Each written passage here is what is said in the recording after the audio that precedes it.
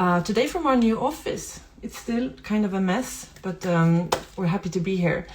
So I'm Linda Nordin from Pure Effect. We're going to have a talk this morning about design, sense and senses and a lot of things. I'll introduce our guest this morning soon. If you know Pure Effect, this is it, like the sprays based on biotechnology that we can remove odor with to reduce laundry, to make life easier, and we do that with bacteria. So that is kind of a topic for itself. What we do these mornings is the Pure Insta lives. We talk to people that we find interesting, and there are so many interesting people out there. Today we're going to talk to Aspar Karahyuseinov. I think I pronounced that right. I'm going to see if I have you here, Aspar.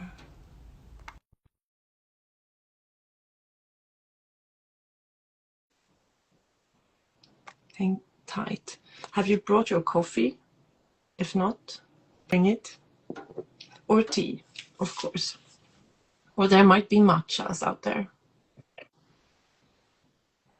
God morgon Maria, Anna. Hej allihop. Today we do this in English to challenge me a bit and to make it easier also for you, Aspar. There you are. All right. Okay. Okay. You have me now. Yay. Happy to see you. Good morning. Good morning. You too. How are you? Good. A little bit nervous, which always is a good sign, but otherwise good. How are you? Same to me. I kind of feel that we have a procedure for these talks, but it's always a balance to be, prepared, but also make it a conversation, I think. Absolutely. So we have an idea what to talk about, like an umbrella, but then let's see where it takes us, right? For sure. Yeah. And good morning, all of you. Welcome to the Insta Live as well. And of course, comment or feel free to ask questions along the way. So, but Aspar, did I say your last name? So, It was great. It was great. I know it's a challenge sometimes. So how would you say? Karahyuseinov. So you did great. It was a lot more beautiful that way. But so like an introduction, I'm so happy that you're here with us this morning. Like I mentioned, we talk about things that interest us and that we think interest our network too. It's a lot about innovation, design, creativity. And this morning we will do like a deep dive in, talk about senses and sense, right? Yes. Let's engage the senses. That is a passion of yours, right? For sure. Something that has always been in my life, but more and more it's shaping a professional path. So yes, sense are very fascinating to me. Yeah. So if I just give you a short introduction, I would say you're a Stockholm-based garment designer, outdoor fashion, so it's at peak performance that you work, but you're also really a creative mind and I would say a scent designer, right? Yes. And now you're also establishing your own scent brand, Spellkast studio, right? That's correct. Yeah. So tell me a little bit about that. We'll talk about this from many angles and also like the multisensory experience that we have, because I think sometimes design tend to focus a lot on just what we see and maybe how it feels on your body, but there we have so many more senses, right? Absolutely. And especially when it comes to creative practices, something that I got fascinated by is that in the modern world we get engaged through vision and through hearing, right? So it's sound and it's vision, the visual arts. And maybe it sounds like cliche, but I've always been like fascinated by aromas. Maybe not necessarily perfumes, but scents in general. And 4 or 5 years ago, something just clicked, and I was like, whoa, this, you can actually work with scent, you can create scents, and it just a whole new world unfolded. So I see this kind of like an invisible, another dimension that just can unfold if you listen to your nose more attentively. I love that. Please listen to your nose. Yeah. So, but what does scent mean to you, like on a personal level? Oh, well, I keep exploring this journey. What did it mean to me? Right now, it is this well, invisible world that brings vision and memories and emotions, and it's extremely personal Yeah, it's really as connected well. to emotions, right? Yes, yes, absolutely. I mean, it is the same. It is that part of the brain that also processes feelings, emotions, and sense, and that I find absolutely fascinating. That's why it's so visceral when you smell something that you connect with a memory or a feeling that you might have experienced in the past. Yeah. So Do you have to any me, personal ones? Any personal like experiences that sparked something for you? oh, there are many. I would say probably the strongest that has been with me for the longest time. It's the scent of lilacs because it just brings me back to Lie what? Sofia. Lilacs, Styrian in Swedish. Syrian. Yeah, Ah, okay. Yeah. Oh, it's a yeah, June flower when I'm born. I yes, love Syrian. yeah. And it's just so comforting to know that there are so many lilacs in Stockholm, because to me, I related with Sofia, with my hometown, Yeah. and yeah, it brings comfort. Yeah. I didn't know that. Is that like, can you find that all over the world? The lilacs? I Do you know? am pretty sure. I know that it's in North America, but Yeah. Europe is pretty common. Yes, You got the purple not sure ones about and the white. Asia. No? Sorry, what's that? And you got the purple ones and the pink ones, right? And the white. And the white. Yeah. They all smell different. They do. Elaborate on that. Oh, ah, well, some lilacs have a more um, animalic scent, so that it's actually quite interesting that some flowers, mostly white flowers, have a molecule that is very close. Now it's getting very It's good. That's the interesting part. controversial, Yeah. but Okay. they produce a molecule called indole, and Uh-huh. indole smells something in between mothballs, those balls that we would put, for like Yeah. against moth, and feces. Yeah. So it has this like quite animalic scent. And the even more interesting part is that we also produce it when we visit Ah. the restroom, Oh. which again is like this contrast or this, tension between what is beautiful and what is disgusting Mm. is just fascinating to me. So a little bit of the disgusting can actually create something very beautiful, such as lilac or jasmine. It's actually very present in jasmine, this Mm. molecule.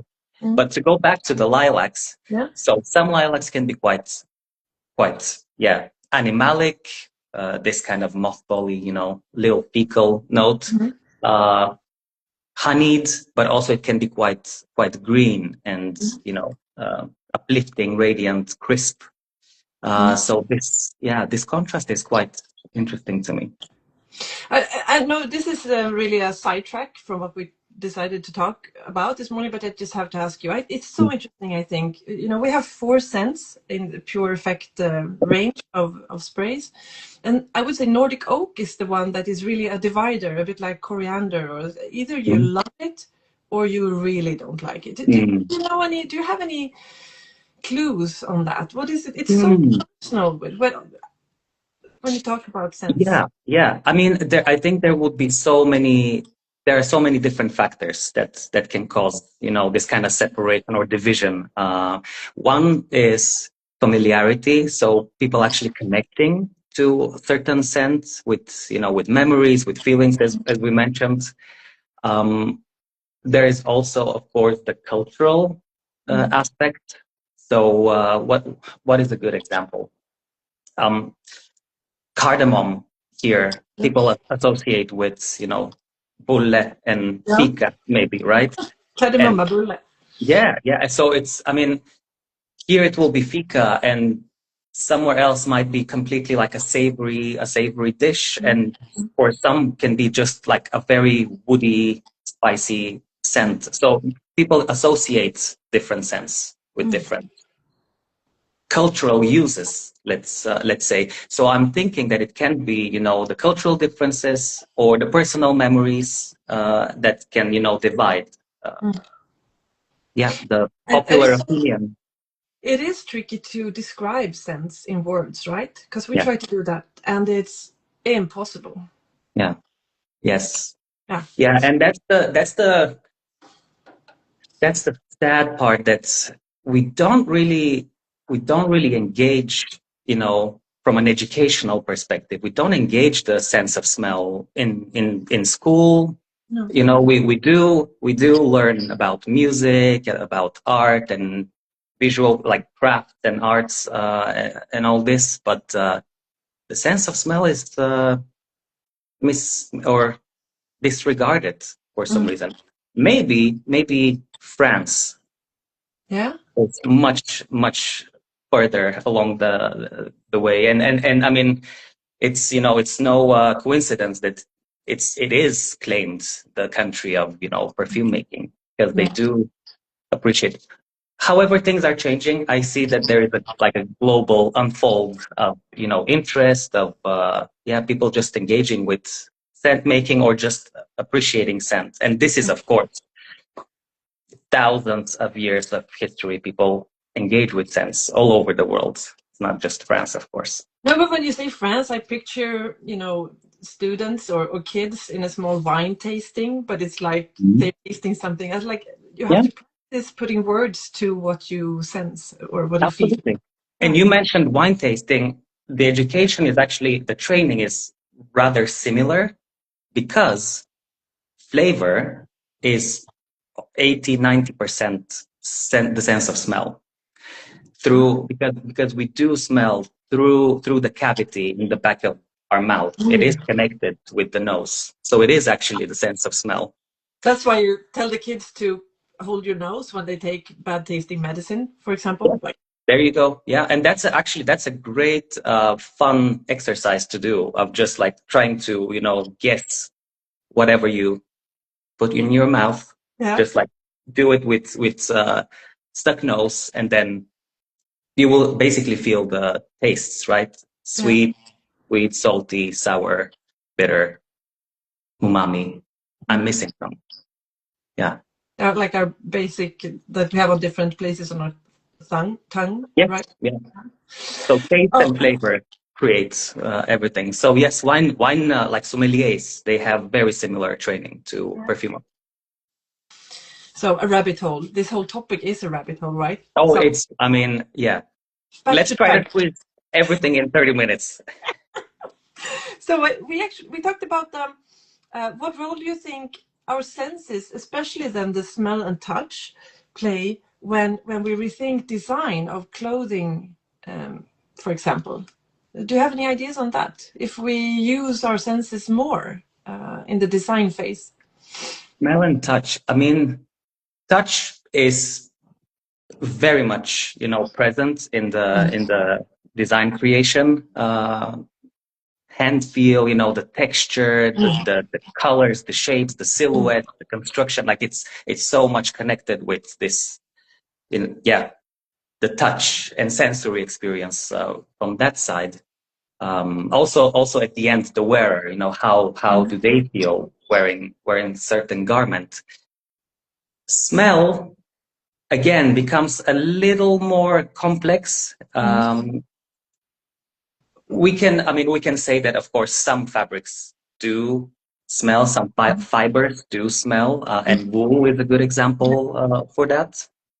And we can argue if this is a property or not to the fabric. I personally do enjoy it, and actually, this is interesting. There is a new trend, let's say, of wool extract for perfume making as well, which surprisingly doesn't smell like the wool on the wool.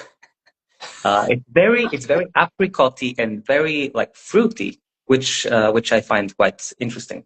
But anyways, so if we disregard like the smell of the fibers, so you mean what? So you say wool plus wool becomes apricot. That's kind of the math. A wool extract. So the way they extract the material for perfume making, it's a solvent extraction. We don't have to go into the technicality, but that material smells very much like fruits and leather. There are some nuances, but I'm still kind of exploring it. So I'm still trying to make friends with that material. And yeah, I was just surprised the first time I opened the bottle. It was like, whoa! I expected, this kind of wet wool smell when your coat or your sweater gets wet. It's a bit far from that. But surprising. Yeah, interesting. Sorry, I interrupted you. Yeah, no worries. What I'm interested when it comes to the smell of garments is our connection, the human factor in it, and the definition of what is clean or the definition of what is dirty, what is considered dirty. Because I mean, if we go into the practicality of it, laundry, when one does laundry, the fiber that is being washed actually gets, damaged little by little over and over, like throughout the years, throughout the washes. So I've been, pondering on this, like, okay, but what is actually considered dirty? Is it the visual aspect? Again, bringing back another sense, like, is it the stains? Is it like the bleaching of the color, or like what it means to be dirty? And the same goes for the smell. Like, okay, so what is a bad smell? Like, is it when we sweat, and the clothes just like soak up the smell of sweat? Is this considered dirty? And now if we go in even further, like fresh sweat, like 2-day old sweat, like what is, where do we draw the line? Like where do we actually can say, okay, this is now considered dirty? And then on top of all of this, I do believe that our habits and behaviors have really shaped, I'm generalizing now, but putting a garment, and then after we're done with it, at the end of the day, maybe we say, okay, it needs to go in the, washing machine because I wore it. Hence, it's dirty. And all of these three, alleys that we can explore, is it the stain? Is it the visual? Is it the smelliness? Is it the habits and behavior? Like, there are so many opportunities that we can actually create an impact, like a better impact, and improve our, well, first of all, connection with clothes, and then our behavior and experiences with our wardrobe. I'm not sure I answered your question, but no, I just I really shared this interest, or I just listened. I don't even remember what I asked by now, but this is so interesting. And I was thinking, an example popped in my head. Is a bad example, but it's like if you see food, it means you have to eat it. No, you just have to do the reflection part of, okay, this is food. Is it something that am I hungry? Am I allergic to it? Is it fresh to eat, or do I have to smell? Like, we have to create relationships to everything around us to be a bit more, maybe a consciousness to what to do with it. It's like, oh, there is the person. Do I have to kiss it? No. First, you have to think, Am I attracted, or am I married, or you, you see my point? Yeah, absolutely. And same Absolutely. for garden. For sure, for sure. And this is where, I mean, I also see a massive potential of scent being the mediator and creating that emotional connection, right? So again, we go back to, discussing what brings sensorial pleasure when it comes to smell to the individual, because we're so different. We also perceive differently. There are people with a condition called anosmia, which means that they are not able to smell.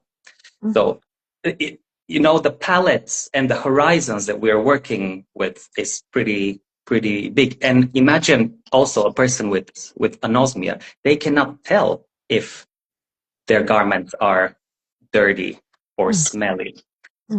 So it's actually I've listened to quite a few. Actually, I know some. I have friends who have had this condition, and it's like, hey, asking me like, hey, can you like, do I smell? Like, it's a problem, in their daily life as well.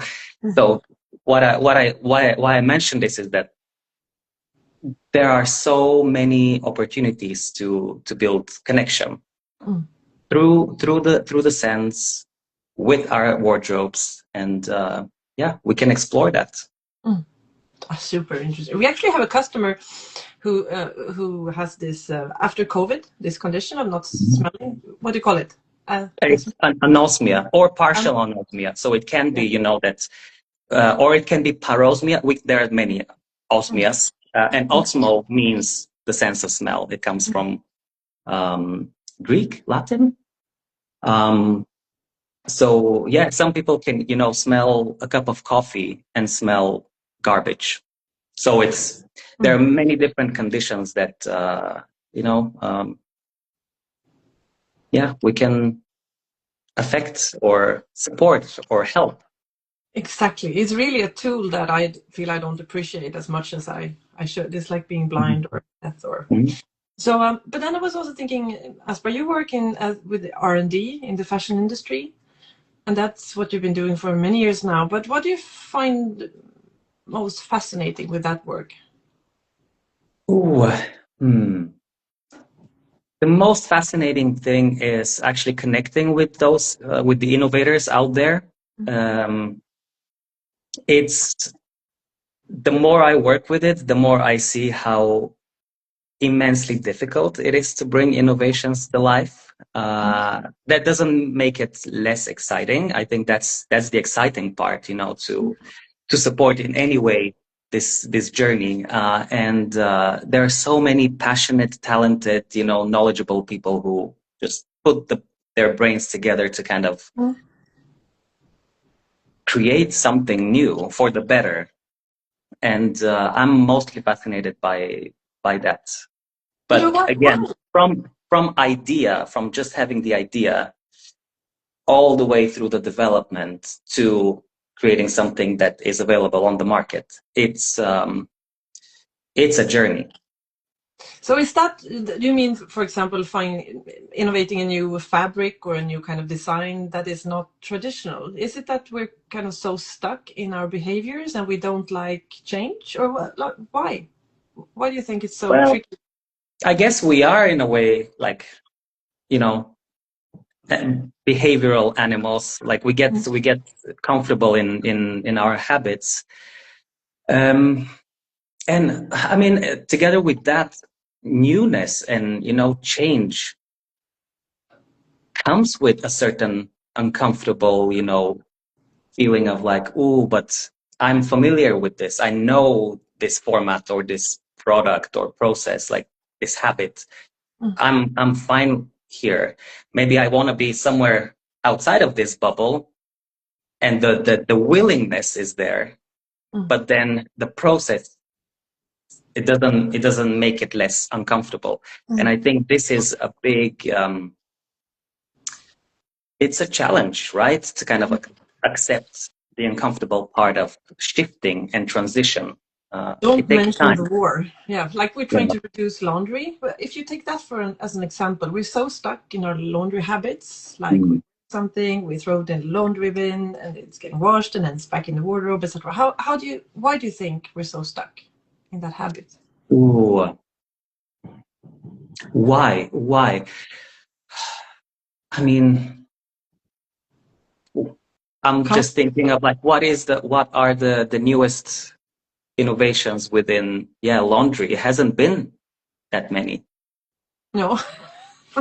So I mean, when there is, and I think there is also maybe a lack of engagement with the end consumer, right? So it's like how can we treat like what is the what can laundry, what can be the new experience of laundering? Mm. So I think communication, engagement can change that, but again, it might take some time. Mm. We also discussed earlier collaboration, like no man is an island, right? Mm. What part do you think collaboration could have in this? For example, reducing laundry or finding new innovations for the Yeah, garment industry? yeah. I do not see how a single genius will come up with the solution. I highly believe in collaboration Mm. in any field, in any process, in anything really. And yeah, few years ago, I discovered with a shock. This might not be news to people listening, but big painters like Michelangelo or I'm pretty sure Da Vinci too, like Picasso as well, Salvador Dali, like they had apprentices that would actually mimic their work. And I see big painters as like this kind of project managers who just delegate their work. Mm. So they have to engage with people, right? It's people skills. It's all Mm. about connection in order to produce a certain outcome. Mm. So I highly believe in collaboration. Mm. Uh, and sometimes, a competition or like a uncomfortable disagreement can actually, this is where Mm. innovation can spark Yeah. as well. Mm. Like, hey, I So don't agree with you. I yeah, think the arm should be here, and then you have yeah. a Picasso. Let's elaborate why, like how, like let's solve this tension because there might be something, like when you try to um, what is it like separate the electron or the atom, it's like there's a lot of potential in Mm. in there. Mm. Really. Um, I was also going to ask you, Aspar, if you could design with any limits whatsoever regarding time or budget or competence or so, what would you engage in then? Do you have any dream project? Oh, oh. So I thought about this a little bit, and it's a pretty it might be a bit out there, but what first came to mind was a book actually that I was suggested this book by a very very dear teacher of mine when I was still at university, Ella Sharp, and she was like, "Hey, have you heard of uh, sustainable design? Like maybe you should read this book, which is Cradle to Cradle by two." An architect and a chemist, William McDonough and Michael Braungart. And it's Mm. all about this kind Collaboration. of, was that? It's collaboration, I was saying. Yeah. This, yeah, Yes. really Again, cool. right? Like two different fields coming together. And they opened the book with a really, really good comparison. So they take ants as an example of an industrial society. So ants have been industrious for millions of years. Like they go there, harvest, rework, produce, manufacture, and also have waste. But that waste actually nurtures the ecosystem, right? Mm. Like it's one closed loop. And even if you take the biomass of those ants, it's greater than humanity. What? So their impact is rather big, but at the same time, it's a positive impact. And we have been industrious for what now? 150 years, a little bit more maybe. And we managed to disrupt so many systems. So, long story short, to answer your question, I would love to make our ants proud and just be involved in all these collaborative effort of like, okay, how do we actually, because we will not stop consuming. We are consumers. We are consumers, but we have a design problem. How we have built all these systems, and now I'm kind of opening up. It's not just our industries overall. How we have built those systems to extract, consume, dispose. So how can we actually make it so that everyone benefits from that cycle? Think like an ant, or how would an ant do this? There you go. Yeah.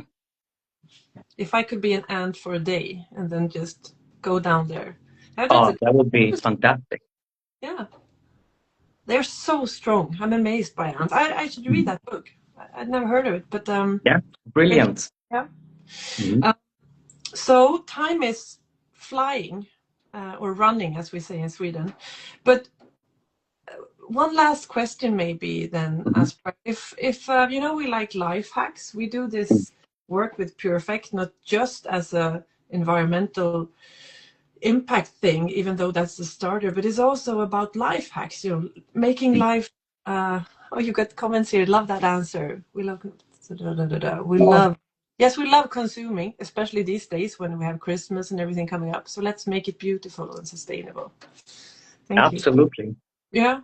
So, but then a life hack also to just enjoy life in a better way. Do you have any life hacks that make your everyday life easier? Something you'd like to share? Easier. Well, I would say smell cautiously and consciously. And yeah, if use your nose use your nose, listen to your nose, and let's relate it to clothes and say, like, if your clothes smell great, wear them with confidence, and if they smell bad, you know which life hack to go to. Yeah, or just use any. Like if this was Swedish radio, we have to say there are other brands too, right? But do things that use your imagination, what you can do besides destroying things in the laundry machine. Airing is perfect, right? If that's needed. And I think the Pure Effect spray can be a nudger maybe in that direction. For sure. There are other strategies. Now I'm thinking that I had a period in my life that I would put knitwear in the freezer. Because that's another way of just canceling the bad smell. Every effort counts, I would say. Exactly. In the name of making things last, right? So this has been a pleasure, Aspar. I love talking to you. Likewise, Linda. We might do another live and dig even deeper in this rabbit hole of scents and perfumes, right? With pleasure. Yeah. So enjoy your day, Aspar, and thank you for taking the time. Thank you, Linda. You too. Yeah. And thanks for listening, everyone. Ciao. Bye-bye. Bye, everyone.